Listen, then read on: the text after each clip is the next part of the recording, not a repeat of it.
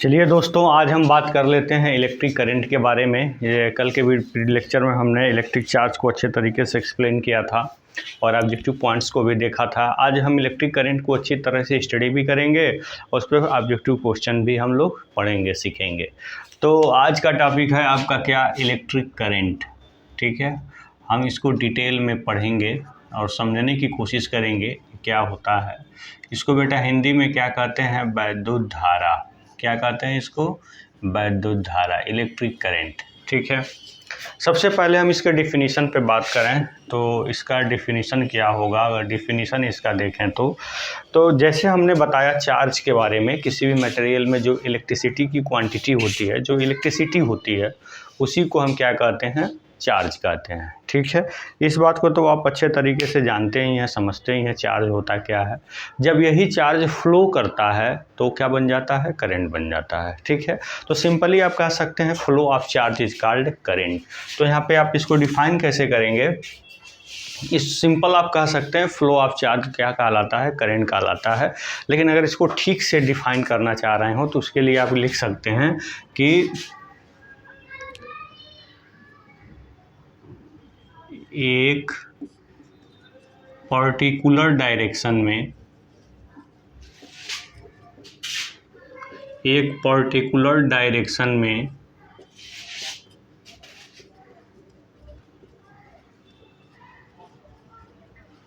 Charge flow के rate को क्या कहते हैं, करंट कहते हैं। ठीक है, जैसे चार्ज फ्लो होता है, अगर इसको हम डिफाइन करना चाहें, simple flow of charge current तो कहलाता ही है। लेकिन अगर इस चीज़ को आपको डिफाइन करना हो तो इसको कैसे हम डिफाइन करेंगे, हम इसको एक्सप्लेन करने जा रहे हैं दोस्तों, ध्यान दीजिएगा। हाँ, तो देखिए दोस्तों, एक पर्टिकुलर डायरेक्शन में चार्ज फ्लो की जो रेट होती है उसी को हम क्या कहते हैं, करंट कहते हैं। इसको आई से रिप्रेजेंट करते हैं, किससे, आई से रिप्रेजेंट करते हैं। आई इज इक्वल टू क्या होता है, क्यू अपॉन टी होता है। यानी कि जो चार्ज फ्लो हो रही है किस रेट से फ्लो हो रही है। रेट का मतलब क्या है, किसी पर्टिकुलर टाइम में कितना चार्ज जो है फ्लो हो रहा है। 10 सेकेंड में कितना चार्ज फ्लो हो रहा है, 20 सेकेंड में कितना चार्ज फ्लो हो रहा है, 1 मिनट में कितना चार्ज फ्लो हो रहा है, मतलब एक समय में कितना चार्ज फ्लो हो रहा है, वही रेट होता है। अगर हम इसकी यूनिट की बात करें तो इसका जो यूनिट होता है वो क्या होता है, एम्पियर होता है। ये बात हमेशा ध्यान देना है।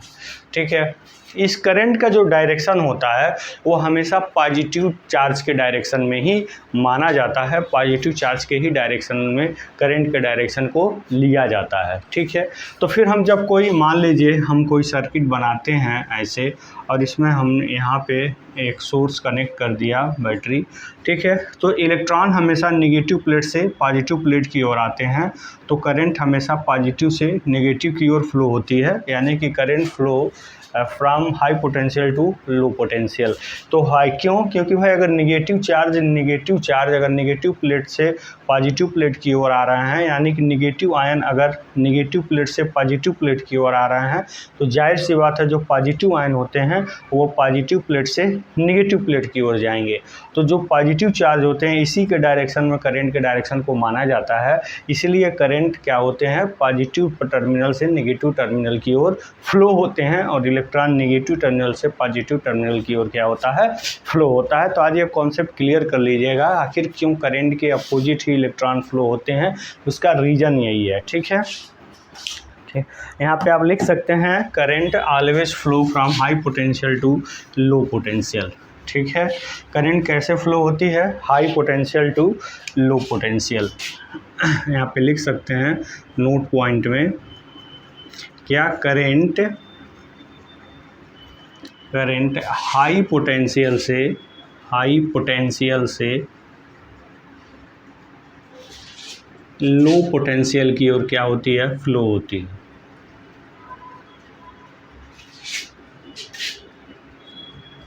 ये हमेशा जो है पोटेंशियल डिफरेंस इसीलिए जो है क्रिएट किया जाता है ताकि करंट जो है आसानी से फ्लो हो सके। इसीलिए पोटेंशियल डिफरेंस क्रिएट किया जाता है ताकि करंट आसानी से फ्लो हो सके। अगर एसी है तो फेज से न्यूट्रल, फेज में हाई वोल्टेज होता है और न्यूट्रल में आपका क्या होता है, जीरो वोल्टेज होता है। ठीक है।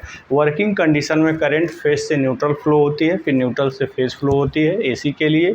डीसी में प्लस से माइनस की ओर करंट फ्लो होती है, कभी माइनस से प्लस नहीं होती है, ध्यान देना है, ठीक है। यानी कि पोटेंशियल डिफरेंस इसीलिए रखा जाता है ताकि करंट हाई से लो की ओर क्या हो सके, फ्लो हो सके। जैसे गर्मी के समय में क्या होता है, बॉडी का टेम्परेचर एटमॉस्फेयर के कंपैरिजन में कम हो जाता है, इसीलिए जो है उष्मा एटमॉस्फेयर से बॉडी में इंटर करती है, इसलिए हमें गर्मी महसूस होती है। जाड़े के समय में क्या होता है कि हमारी बॉडी से जो हीट होती है वो एटमॉस्फेयर की ओर फ्लो होती है, क्योंकि एटमॉस्फेयर का जो टेम्परेचर होता है बॉडी के कंपैरिजन में कम हो जाता है। तो जिस प्रकार हीट हाई टेम्परेचर से लो टेम्परेचर की ओर फ्लो होती है, उसी प्रकार से ये चार्ज भी, मतलब ये करंट भी हमेशा हाई पोटेंशियल से लो पोटेंशियल की ओर क्या होते हैं, फ्लो होते हैं।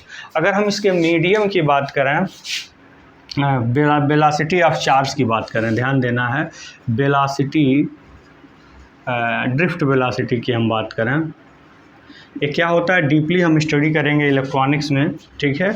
मतलब जब जिस सोर्स के द्वारा, सोर्स के प्रेशर से जब इलेक्ट्रिक फील्ड के द्वारा जब चार्ज फ्लो होता है ना, तो उसको हम बोलते हैं उसका ड्रिफ्ट वेलोसिटी, उसका क्या होता है, वो ड्रिफ्ट वेलोसिटी होता है। तो ड्रिफ्ट वेलोसिटी ऑफ इलेक्ट्रॉन की अगर हम बात करें तो ये माइनस में होता है, ध्यान दीजिएगा, ठीक है। लेकिन अगर हम इलेक्ट्रिक फील्ड के वेलोसिटी की बात करें, वेलोसिटी ऑफ इलेक्ट्रिक फील्ड, जो हम इलेक्ट्रिक फील्ड देते हैं उसके वेलोसिटी की बात करें तो 10⁸ मीटर प्रति सेकेंड होता है। बहुत इंपॉर्टेंट पॉइंट है, इसको नोट करिएगा। क्योंकि जो आपकी इलेक्ट्रॉन होती है उसकी ड्रिफ्ट वेलोसिटी बहुत कम होती है, तो इसीलिए जो है, लेकिन जो इलेक्ट्रिक फील्ड होती है उसकी वेलोसिटी प्रकाश के वेग के बराबर होती है। इसलिए जब हम स्विच को ऑन करते हैं ना, स्विच को जब हम ऑन करते हैं तो सारे बल्ब फैन एक साथ क्यों जलते हैं, क्योंकि जो चार्ज होता है, जो इलेक्ट्रिक फील्ड होता है वो लाइट के वेग से स्थापित होता है, इनका वेग तो बहुत कम होता है। इसीलिए जो है सारे कंडक्टर के चार्ज जो होते हैं, इलेक्ट्रॉन जो होते हैं एक्टिव हो जाते हैं एक ही बार में, इनका खुद का वेलोसिटी तो बहुत कम होता है आपका, ठीक है। Due to speed of electric field सारे लाइट फैन एक साथ ऑपरेट होते हैं, ये हमेशा ध्यान दीजिएगा। देखिए इलेक्ट्रिक फील्ड मतलब सप्लाई का आना, इलेक्ट्रिक फील्ड आने मतलब सप्लाई का आना। इलेक्ट्रिक फील्ड अगर नहीं भी होती है तो फिर भी ये चार्ज, मतलब ये इलेक्ट्रॉन कंडक्टर में मूव करते हैं, ऐसा नहीं है कि चुपचाप एक जगह बैठ जाते हैं, जब फिर फील्ड आती है तभी वो मूव करते हैं, ऐसा नहीं है, मूव करते हैं, लेकिन एक पर्टिकुलर डायरेक्शन में उनका जो नेट मोशन होता है वो क्या होता है, जीरो होता है। उनका मूवमेंट जिग-जैग होता है, जैसे वो मूव करते हैं किसी एटम से टकरा करके अपना डायरेक्शन चेंज कर लेते हैं, फिर जैसे मूव करते हैं किसी एटम से टकरा डायरेक्शन चेंज कर लिए, मतलब एक डिफिनिट डायरेक्शन उनका कोई मोशन नहीं होता। इसीलिए जो है कोई भी इलेक्ट्रिक ऑपरेटर्स ऑपरेट नहीं होती, समझ रहे हैं ना। तो जब उसको इलेक्ट्रिक फील्ड देते हैं ना, तो वही इलेक्ट्रॉन एक पर्टिकुलर डायरेक्शन में, उसको एक दिशा मिल जाती है कि हमको फेज से न्यूट्रल या न्यूट्रल से फेज फ्लो होना है, या पॉजिटिव से नेगेटिव फ्लो होना है, नेगेटिव से पॉजिटिव फ्लो होना।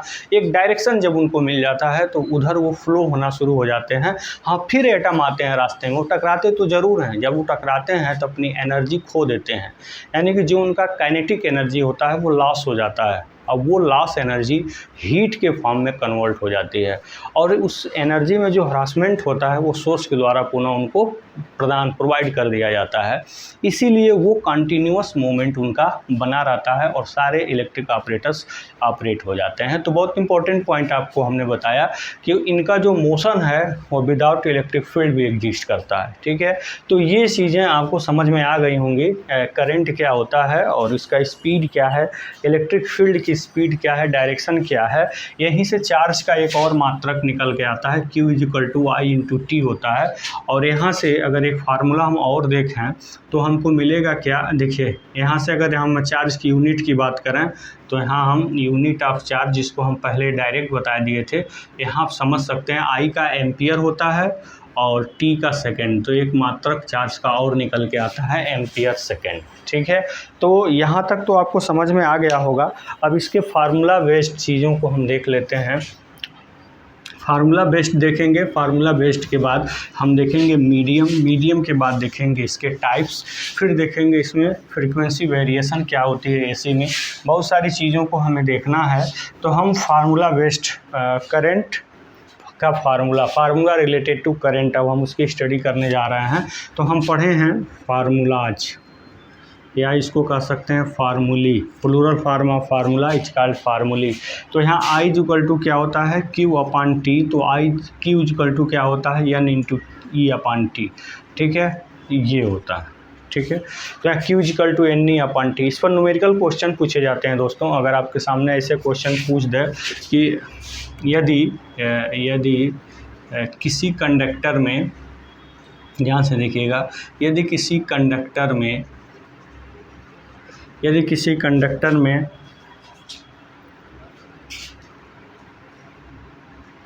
10 सेकेंड में या 1 मिनट में, मिनट भी दे सकता है, कुछ भी दे सकता है, 10 सेकेंड में मान लीजिए 100 इलेक्ट्रॉन फ्लो हो रहे हैं, 100 इलेक्ट्रॉन फ्लो हो रहे हैं, तो उसमें इलेक्ट्रिक करंट की मात्रा बताइए, इलेक्ट्रिक करंट की गणना कीजिए। तो उसमें इलेक्ट्रिक करंट को क्या करिए, कैलकुलेट करिए। बहुत छोटे फार्मूले पर छोटा सा क्वेश्चन है, ऑब्जेक्टिव में छोटा ही क्वेश्चन पूछता है, लेकिन वो थोड़ा सा घुमा देता है, इसलिए बच्चे उसमें कंफ्यूज हो जाते हैं। तो मान लीजिए ये आपके सामने क्वेश्चन, किसी कंडक्टर में अगर 10 सेकंड में 100 इलेक्ट्रॉन फ्लो हो रहे हैं, तो उसमें इलेक्ट्रिक करंट को क्या करना है, कैलकुलेट करना है। तो बहुत सिंपल है, इस फार्मूले से हम देखेंगे आई इक्वल टू क्या होता है एन ई अपॉन टी, ठीक है।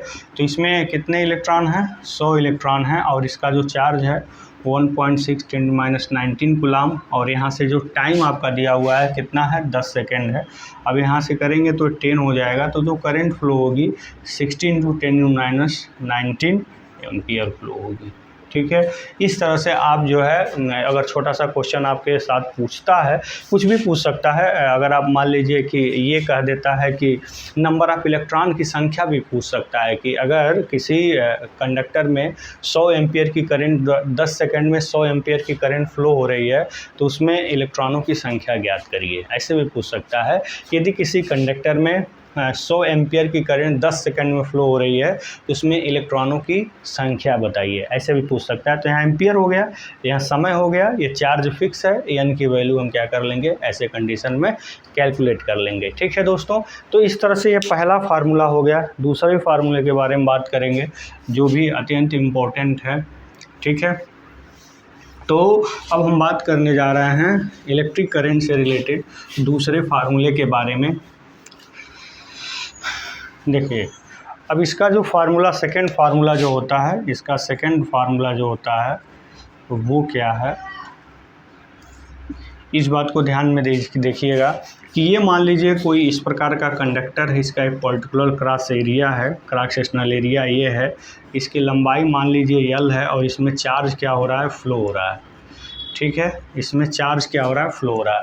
तो इसमें जो करंट का फार्मूला होता है वो होता है I इक्वल टू NEAVD। ये ध्यान दीजिएगा, हमेशा एम्पियर होता है, ठीक है, ध्यान दीजिएगा, ठीक है। अगर इस तरह का कोई कंडक्टर है जिसका एक पर्टिकुलर क्रॉस सेक्शनल एरिया है, लेंथ है, उसमें अगर आपका इलेक्ट्रॉन या चार्ज फ्लो हो रहा है, उसकी ड्रिफ्ट वेलोसिटी VD है, तो इस फार्मूले से इसमें फ्लो होने वाली करंट को क्या करते हैं, फाइंड आउट करते हैं। तो यहाँ से अगर आपका न्यूमेरिकल क्वेश्चन कैसे पूछ सकता है, तो ध्यान दीजिएगा, इसे पूछेगा यदि किसी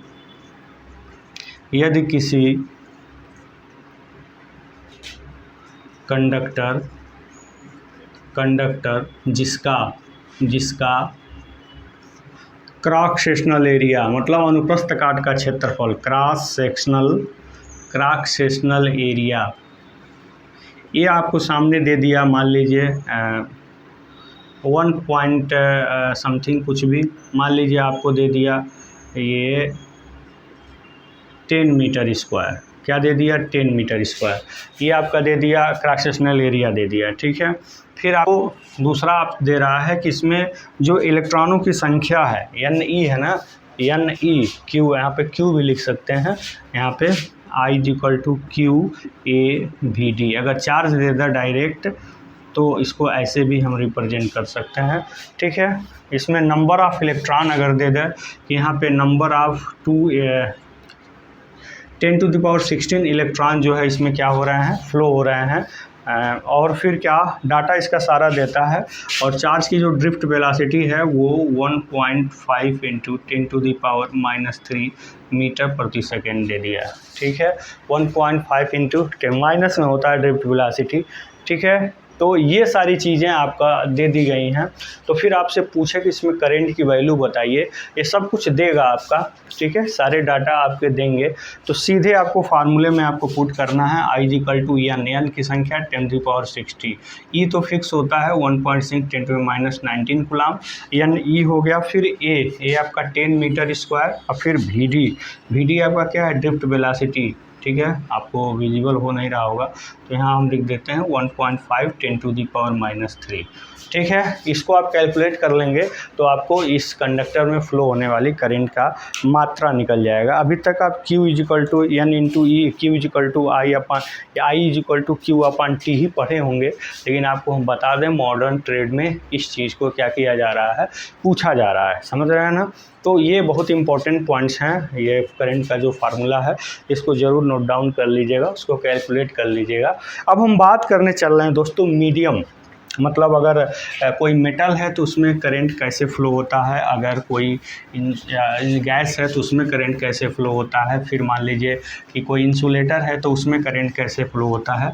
फिर हम इस सब चीज़ों को स्टडी करने के बाद हम इसके टाइप्स की स्टडी करेंगे। फिर हम कुछ ऑब्जेक्टिव क्वेश्चंस भी लगाएंगे। ठीक है, आज के सेशन में बहुत कुछ करने वाले हैं हम। तो चलिए अब हम बात कर लेते हैं हम मीडियम के बारे में, मीडियम ऑफ करंट। ठीक है, इसको हम क्या बोलते हैं, धारा का माध्यम। कुछ आपको सबसे यूनिक, सबसे अलग चीज़ें यहाँ इस प्लेटफॉर्म पे लगेंगी। आप बहुत सारे ऑनलाइन चीज़ें चल रही हैं, आप उसको कंपैरिजन करिएगा, यहाँ से बहुत अलग मिलेगा। जब मैं पूरा सेशन समाप्त करूँगा, फिर जब ऑब्जेक्टिव बुक आपके सामने कोई भी आएगी, उसके बाद आपको इस लेक्चर का महत्व समझ में आएगा दोस्तों। तो सबसे पहले हम बात करें मेटल, किसमें, मेटल। इस मेटल में जो करंट फ्लो होती है इसको लिख सकते हैं current flow through, current flow through electron only. इसमें जो धारा का प्रवाह होता है वो क्या होता है, इलेक्ट्रॉन के द्वारा ही होता है। आप इसमें ऐसे लिख सकते हैं, इसमें जो करंट फ्लो होता है, ठीक है, इसमें करंट का फ्लो केवल इलेक्ट्रॉन के द्वारा होता है, केवल इलेक्ट्रॉन के द्वारा होता है। ध्यान दीजिएगा, अगर आपसे पूछता है कि मेटल में करंट कैसे फ्लो होता है, ऑप्शन कई प्रकार का देगा, हम बताएंगे सब। दूसरा अगर हम बात करें नॉन मेटल में, जैसे मान लीजिए कि आपके सामने लिक्विड दे देता है, लिक्विड में करंट कैसे फ्लो होती है। लिक्विड का मतलब जानते हैं द्रव होता है। लिक्विड में जो करंट फ्लो होता है वो हमेशा positive ion and negative ion के थ्रू ही फ्लो होता है। ठीक है, हमेशा पॉजिटिव आयन और नेगेटिव आयन के थ्रू क्या होता है, लिक्विड में करंट फ्लो होता है। जैसे आप बैटरी में इलेक्ट्रोलाइट देखे हैं ना, उसमें कैसे फ्लो होता है, पॉजिटिव आयन होते हैं, नेगेटिव आयन होते हैं, उन्हीं के थ्रू ना करंट फ्लो होता है। तो लिक्विड में हमेशा जो है इन्हीं के थ्रू करंट फ्लो होता है, आयन के थ्रू। तो इसीलिए कहा जाता है जब प्योर वाटर रहेगा उसमें कोई मटेरियल रहेगा ही नहीं, वो आयन में कन्वर्ट होंगे ही नहीं। कोई एटम आयन कब बनते हैं, जब इलेक्ट्रॉन को देते हैं या लेते हैं, दोनों में से कुछ भी करते हैं तो आयन बन जाते हैं। अगर वो इलेक्ट्रॉन को दे रहे हैं तो पॉजिटिव आयन बनेंगे, इलेक्ट्रॉन को ले रहे हैं तो नेगेटिव आयन बनेंगे। अगर वो मान लीजिए कि 3 इलेक्ट्रॉन दे रहे हैं तो उस पर 3 पॉजिटिव चार्ज आ जाएगा उस आयन पे, यानी कि वो पॉजिटिव आयन कहलाएंगे। तो आयन और एटम इलेक्ट्रॉन देने से लेने से बनते हैं। ठीक है, एटम ही आयन बनते हैं जब इलेक्ट्रॉन को देते हैं या लेते हैं, तो उन्हीं पॉजिटिव नेगेटिव आयन के थ्रू फ्लो होता है। तो प्योर वाटर में क्या होता है, जब उसमें कोई मटेरियल ही नहीं रहेगा, उसमें आयन ही नहीं रहेंगे तो करंट फ्लो होगा ही नहीं। इसलिए प्योर वाटर को इंसुलेटर के सीरीज में रखा जाता है। लेकिन इन प्योर जो वाटर होते हैं, जो अशुद्ध जल होते हैं, जिसमें जैसे समुद्र का जल हो गया, नल का आपका जल हो गया, उसमें अगर कुछ भी इम्प्योरिटी है तो उसमें आयन होंगे तो उसमें करंट क्या हो जाएगी, फ्लो हो जाएगी दोस्तों। तो ये है आपका लिक्विड में फ्लो होने का ये। तीसरा हम बात करते हैं गैस में। तो गैस में जो होता है उसमें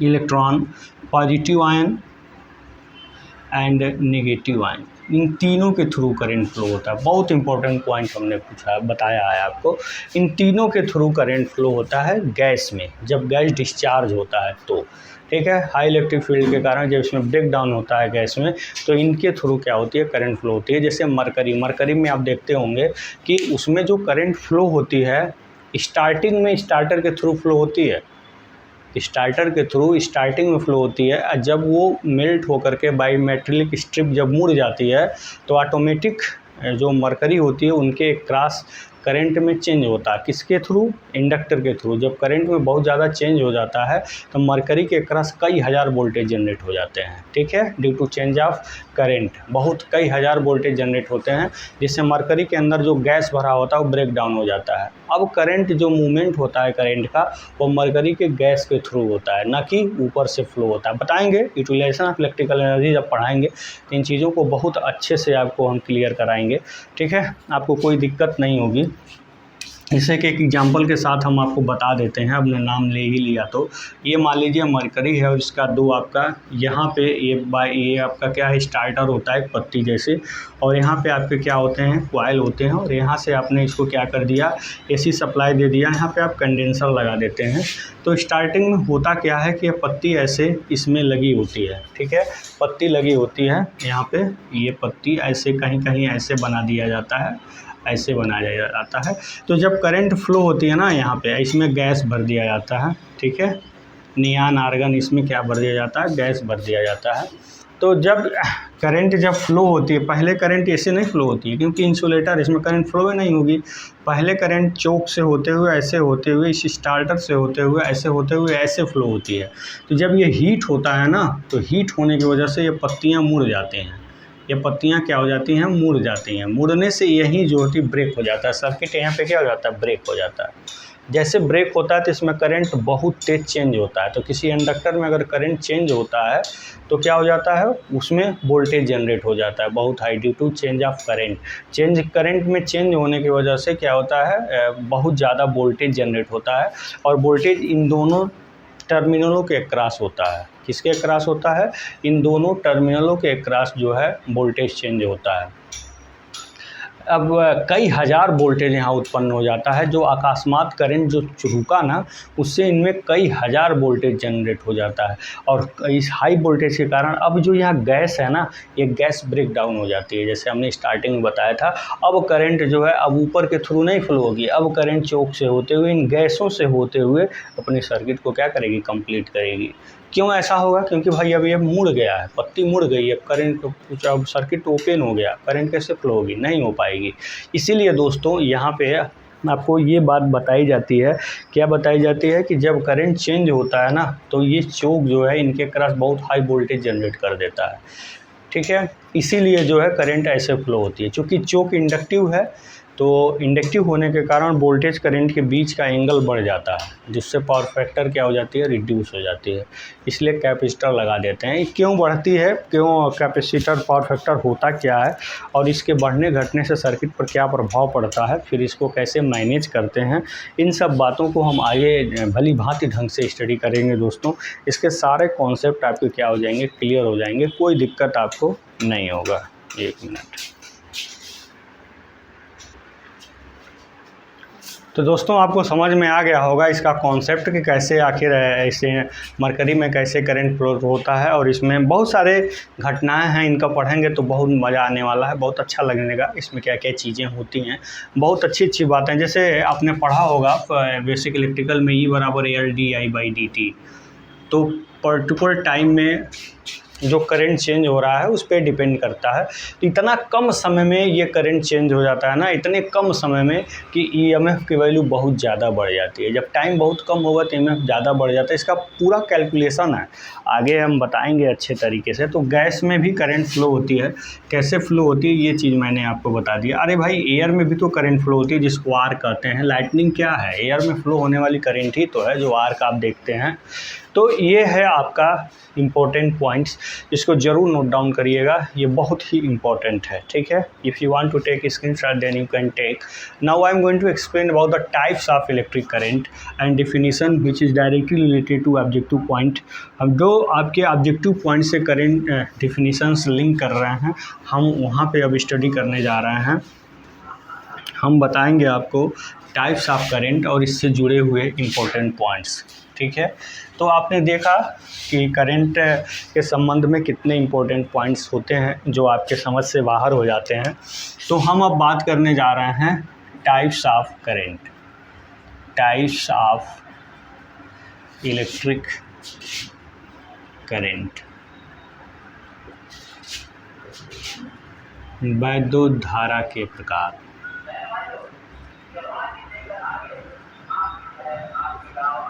ठीक है, types of electric current.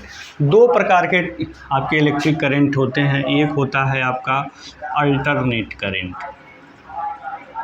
Alternate current, इसको हम क्या कहते हैं, प्रत्यावर्ती धारा। क्या कहते हैं इसको हम, प्रत्यावर्ती धारा, ठीक है। इसी को हम क्या कहते हैं, एसी कहते हैं। तो यह प्रत्यावर्ती धारा होता क्या है, इसको हम पहले देख लेते हैं। ये है आपका एसी करंट, ठीक है। ये आपको रिप्रेजेंट करता है मैग्नीट्यूड, मैग्नीट्यूड का मतलब होता है मान। ये रिप्रेजेंट करता है आपका टाइम। क्या रिप्रेजेंट करता है, ये आपका टाइम रिप्रेजेंट करता है। तो अब यहाँ पे आप क्या देख रहे हैं कि जो इसका मान है, एसी करंट का जो मान है, वो समय जैसे जैसे बढ़ रहा है वैसे वैसे मान भी लगातार बढ़ रहे हैं, अपने मैक्सिमम तक जा रहे हैं। फिर टाइम जैसे जैसे बढ़ रहा है, आपका जो आपके मैग्नीट्यूड है, करंट का जो मान है, वो फिर घटना शुरू हो रहा है। यहाँ पे करंट क्या हो रही है, जीरो हो जा रही है। तो यहाँ जो आपका फ्लो है वो फेज टू न्यूट्रल आपको समझ में आ गया। अब यहाँ फिर जैसे टाइम बढ़ा रहे हैं तो आप देख रहे हैं कि अब न्यूट्रल से फेज, रिवर्स डायरेक्शन में यहाँ जो करंट है अब न्यूट्रल से फेज क्या हो रही है, फ्लो हो रही है। और इसका मैग्नीट्यूड भी लगातार क्या हो रहा है, चेंज हो रहा है। यानी कि इसको डिफाइन कर सकते हैं, वह करंट जिसका मैग्नीट्यूड यानी कि मान और डायरेक्शन दोनों, मैग्नीट्यूड और डायरेक्शन दोनों टाइम के रिस्पेक्ट में चेंज होते हैं, उसी को क्या कहते हैं, अल्टरनेटिंग करंट कहते हैं, ठीक है। इसका जो होते हैं magnitude and direction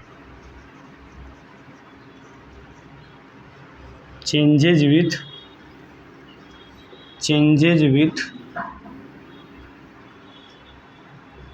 respect to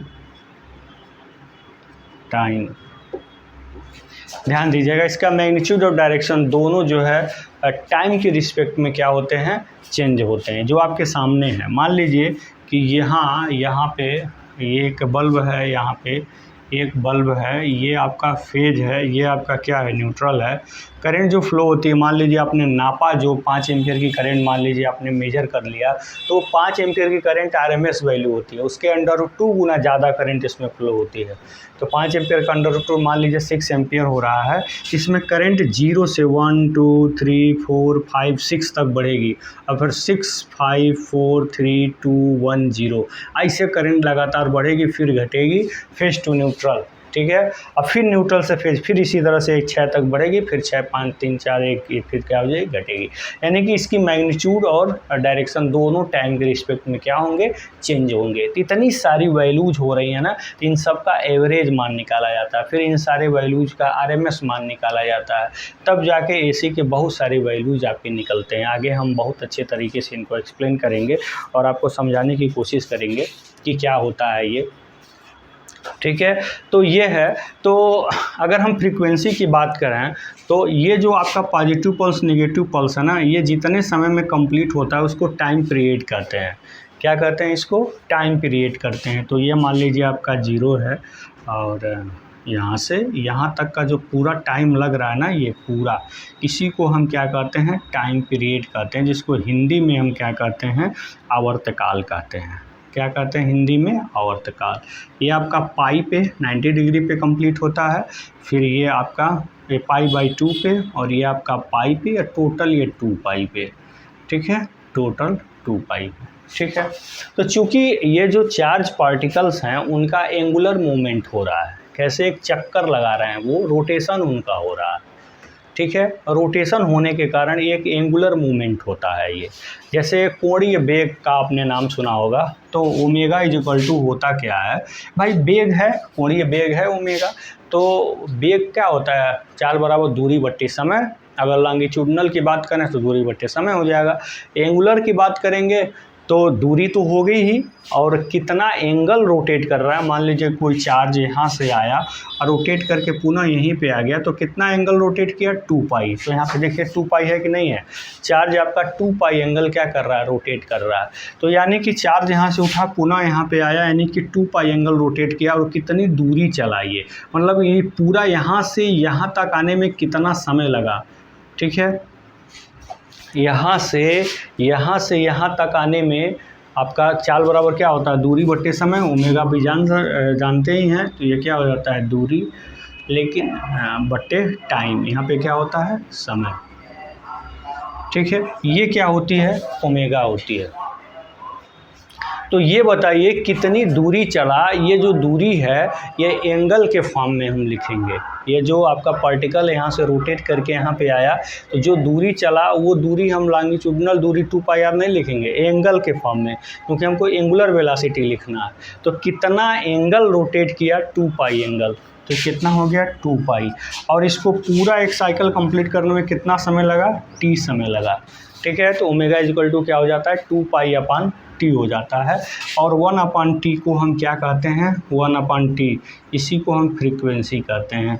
जो आपका ये टाइम पीरियड होता है उसी के व्युत्क्रम को हम क्या कहते हैं, फ्रीक्वेंसी कहते हैं दोस्तों। तो ओमेगा इज इक्वल टू क्या होता है, 2 पाई एफ होता है। आप बहुत पढ़े होंगे, मैकेनिकल इंजीनियरिंग, इलेक्ट्रिकल इंजीनियरिंग, हर जगह इसको पढ़ाया जाता है।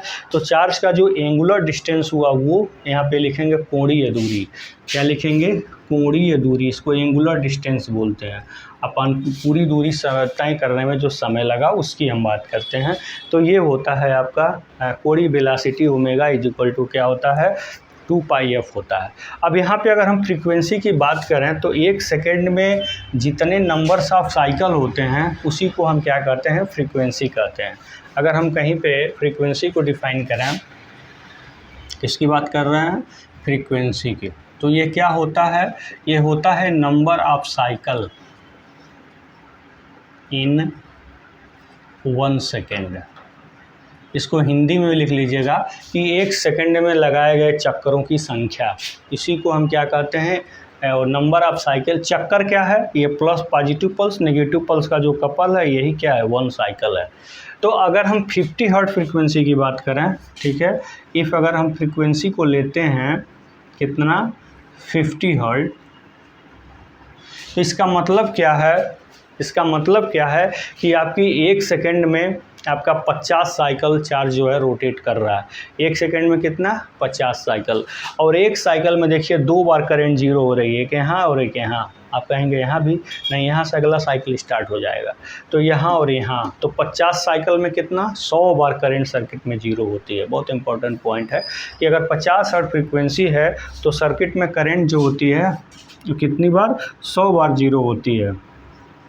यहाँ पे लिखेंगे करेंट जीरो कितनी बार होती है, 100 टाइम्स, 100 बार होती है। ये बहुत इंपॉर्टेंट पॉइंट है, इसको आप ज़रूर नोट डाउन करिएगा।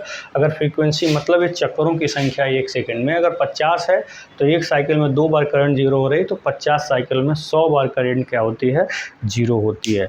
अब इसके हम अलाउ परमिसिबल फ्रीक्वेंसी रेंज की हम बात कर लेते हैं कि ऐसी करंट है तो इसमें फ्रीक्वेंसी जो चेंज हो सकती है वो कितनी हो सकती है, ताकि डिवाइस आपके ऑपरेट कर जाएं, उसमें किसी भी प्रकार का कोई फॉल्ट ना आए। तो हम उसको भी देख लेते हैं, चलिए।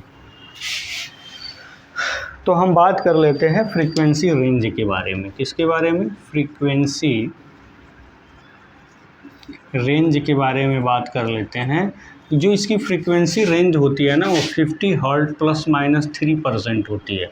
ये आपका ये इलेक्ट्रिसिटी रूल जो होती है, आई रूल जिसको कहते हैं, इंडियन स्टैंडर्ड रूल, वो इसके 55 के अकॉर्डिंग जो होती है ये परमिशन आपको दिया जाता है कि यहाँ पे फ्रीक्वेंसी जो है 3% क्या हो सकती है, चेंज हो सकती है। तो यानी कि 1.5 इसमें आप क्या कर लें, ऐड भी कर सकते हैं, घटा भी सकते हैं।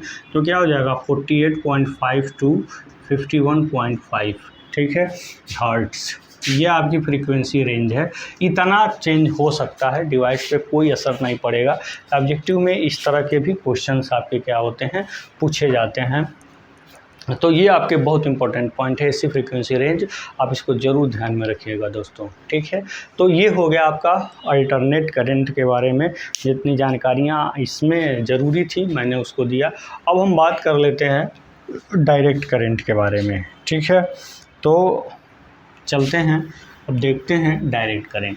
हमेशा जो डायरेक्ट करंट होता है वो अल्टरनेट करंट से ही प्राप्त किया जाता है, वो जनरेट नहीं होता है। जनरेट कहाँ होता है, वो केवल सोलर पैनल से ही जनरेट हो सकता है, ठीक है। सोलर पैनल डीसी ही बनाता है जो बैटरी को चार्ज करता है। अब इन्वर्टर उसको ऐसे में बदल के घर में देता है। अब यहाँ पे आप देखिए डायरेक्ट करंट के बारे में बात करें, डायरेक्ट करंट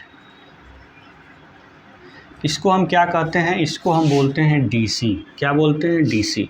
सिंपल सा है, अगर हम इसके कर्व को देखें तो इस प्रकार से, अगर मैग्नीट्यूड और टाइम के बीच में, तो इस तरह से इसका कर्व आता है, यहाँ ऐसे। बहुत कम एसी के पल्स आते हैं, अगर आइडियल है तो बिल्कुल यहाँ पे यूनि डायरेक्शनल आता है। इसका मतलब क्या है कि अगर मान लीजिए कि यहाँ आपने सर्किट लगाया, यहाँ पे एक बैटरी लगा दिया, तो हमेशा जो करंट होगी प्लस से माइनस की ओर ही फ्लो होगी, माइनस से प्लस की ओर फ्लो नहीं होगी। तो मान लीजिए अगर 4 एम्पियर का मैग्नीट्यूड है, करीब सोर्स दे रही है, तो 4 एम्पियर का ही करंट प्लस से माइनस की ओर जाएगी। ऐसा नहीं है कि 2 सेकंड में 3 हो जाएगी, अगले सेकंड में 2 1 हो जाएगी। मतलब इसका मैग्नीट्यूड मान जितना है वो फिक्स बना रहेगा, टाइम कितना हो आगे बढ़ता जाए। हाँ, बैटरी डिस्चार्ज होगी तो ये अपना दूसरा पाथ पकड़ लेगा, लेकिन यूनि डायरेक्शनल करंट ही रहेगी, ठीक है। तो यहाँ पे क्या होगा, मान लीजिए 4 है तो 3 हो जाएगा, 3 चलता रहेगा, लगातार समय के साथ चेंज नहीं होता रहेगा। ये हमारे कहने का मतलब है। इसका मैग्नीट्यूड और डायरेक्शन दोनों देखो, ये मान लीजिए 4 एम्पियर है, तो अब टाइम बढ़ाते जाओ, हर पॉइंट पे तुमको 4 एम्पियर ही मिलेगा, हर पॉइंट पे 4 एम्पियर ही मिलेगा, हर सेकेंड, हर टाइम पे। तो आप इसका क्या इसमें आप कह सकते हैं, इसका मैग्नीट्यूड और डायरेक्शन दोनों टाइम के रिस्पेक्ट में क्या रहता है, कांस्टेंट रहता है। आप लिखेंगे वह करंट जिसका, ध्यान दीजिएगा, जिसका मैग्नीट्यूड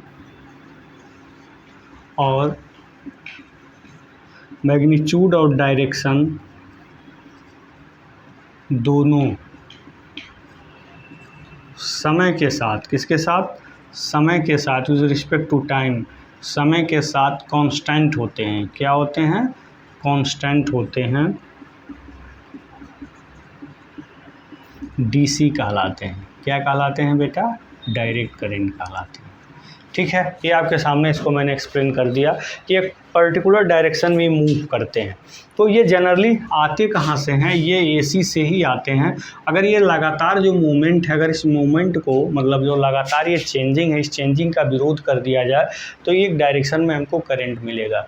तो विरोध कैसे होगा, इसमें विरोध कैसे होगा, वो होगा इंडक्टर के थ्रू। इंडक्टर हमेशा करंट चेंज का क्या करता है, अपोज करता है। अगर इसके मार्ग में हम लगा दें तो क्या होगा, वो इसके चेंज का विरोध करेगा और यूनि डायरेक्शन में लाने की कोशिश करेगा। तो इंडक्टर करंट चेंज का विरोध करेगा और कैपेसिटर जो है वोल्टेज चेंज का क्या करेगा, विरोध करेगा, ठीक है। तो इस तरह से हम डिवाइस लगा करके इस एसी को डीसी में क्या करते हैं, हम कन्वर्ट कर देते हैं, ठीक है दोस्तों। तो होता क्या है, आपके मोबाइल के चार्जर में सबसे पहले क्या लगा होता है, ट्रांसफार्मर लगा होता है। ट्रांसफार्मर करता क्या है कि 220 वोल्ट एसी को 8 या 9 वोल्ट डीसी में क्या कर देता है, कन्वर्ट कर देता है। क्यों, क्योंकि आपकी बैटरी 8 या 9 वोल्ट के ही रेंज में क्या करती है, काम करती है, ठीक है।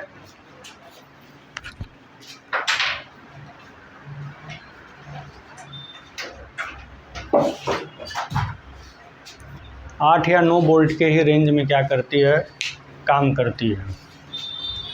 इसीलिए जो ट्रांसफार्मर लगा होता है वो ट्रांसफार्मर क्या करता है, पहले उसको 8 या 9 वोल्ट में कन्वर्ट कर देता है, और फिर ट्रांसफार्मर के बाद रेक्टिफायर लगा होता है।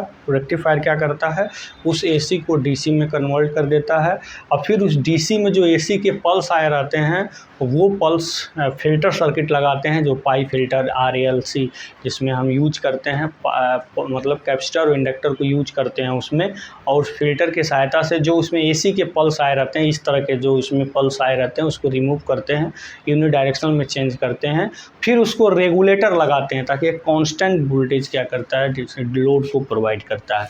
इतना कुछ जो है आपके चार्जर में लगा होता है, समझ रहे हैं ना। तो ये है आपका डीसी का कॉन्सेप्ट।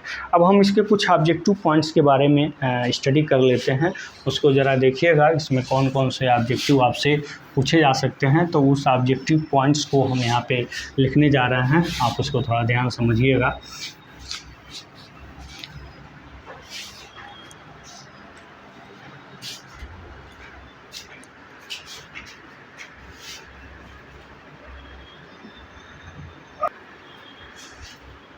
चलिए आइए दोस्तों, आपके लिए कुछ ऑब्जेक्टिव पॉइंट्स हमने लिखे हैं। जगह कम होने की वजह से थोड़ा कॉम्प्लिकेटेड हो गया है, लेकिन समझ में ज़रूर आएगा। जैसे है आपका ड्रिफ्ट वेलोसिटी ऑफ इलेक्ट्रॉन कितना होता है, आपके सामने 4 ऑप्शन है, आप इसमें लगा सकते हैं। क्या होता है, मैंने बताया था ड्रिफ्ट वेलोसिटी इलेक्ट्रॉन का बहुत ही कम होता है, माइनस में होता है, इसलिए ऑप्शन 1 क्या है, सही है।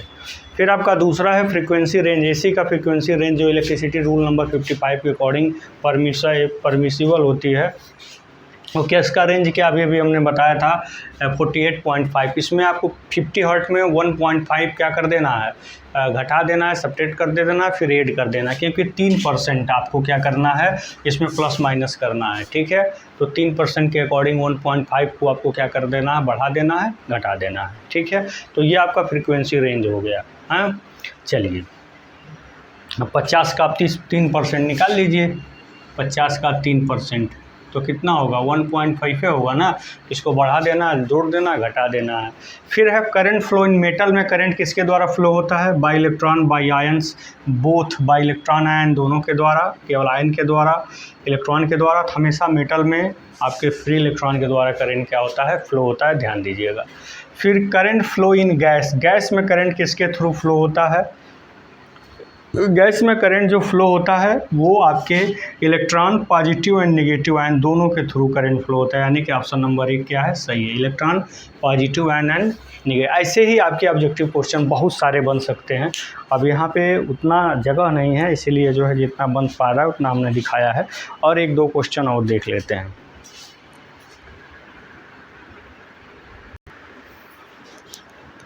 चलिए दोस्तों, हम देख लेते हैं 2 क्वेश्चन आपके सामने है।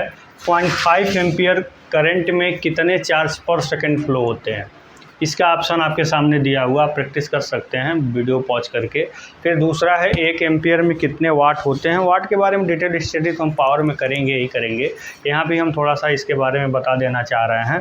अब यहाँ पे देखिए 0.5 एम्पियर में कितने चार्ज पर सेकंड फ्लो होंगे, इसको कैसे आप कैलकुलेट करेंगे, इसके लिए हम आपको बता दे रहे हैं। जैसे आप पढ़े हैं कि अगर हम बात कर लेते हैं करंट के बारे में, तो I क्या होता है, NE/T होता है।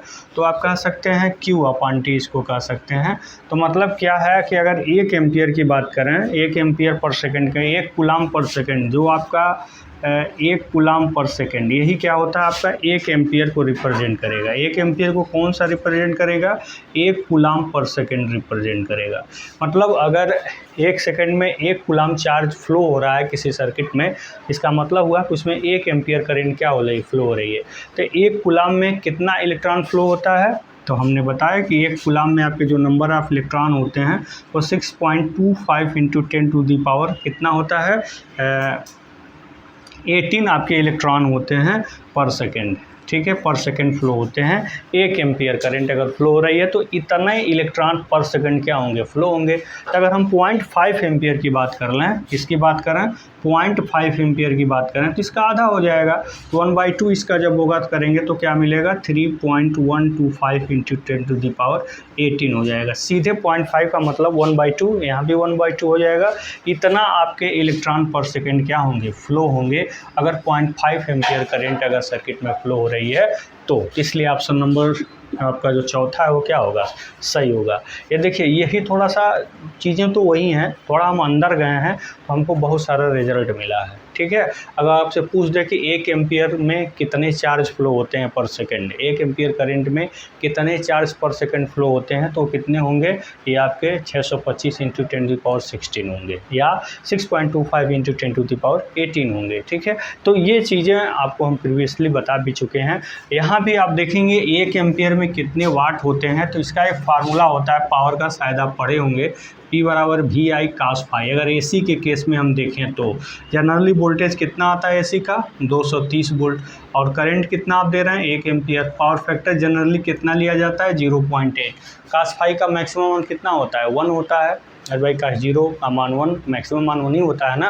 तो पावर फैक्टर 0.9 तो होता नहीं, लगभग 0.8 ही मैक्सिमम माना जाता है, इतना ही तक जाता है। इसमें जब मल्टीप्लाई करेंगे तो 8 × 3 = 24 कितना हो जाएगा, 184 वाट हो जाएगा। ये AC के केस में 1 एम्पियर में इतने वाट होंगे। अगर हम DC की बात करेंगे, DC की बात करेंगे तो होता है सीधे V × I। तो V आता है 230 वोल्ट, I है 1 एम्पियर, कितना वाट हो गया, 230 वाट हो गया। तो अगर ऑप्शन आपसे है 1 एम्पियर में कितने वाट होते हैं तो ये तो AC के केस में होता है, ये DC के केस में होता है, दोनों तो हो ही नहीं सकता। तो चाहे अगर AC यूज कर रहे हैं तो ये होगा, अगर DC यूज कर रहे हैं तो ये होगा। तो आइदर 1 और 2 ये ऑप्शन में से ही क्या होगा, सही होगा, चाहे पहला हो या दूसरा हो। भाई एक बार में आप किसको कंसिडर कर रहे हैं, AC कंसिडर कर रहे हैं तो ये होगा, DC कंसिडर कर रहे हैं तो ये होगा। तो ये है आपके कुछ ऑब्जेक्टिव क्वेश्चंस दोस्तों।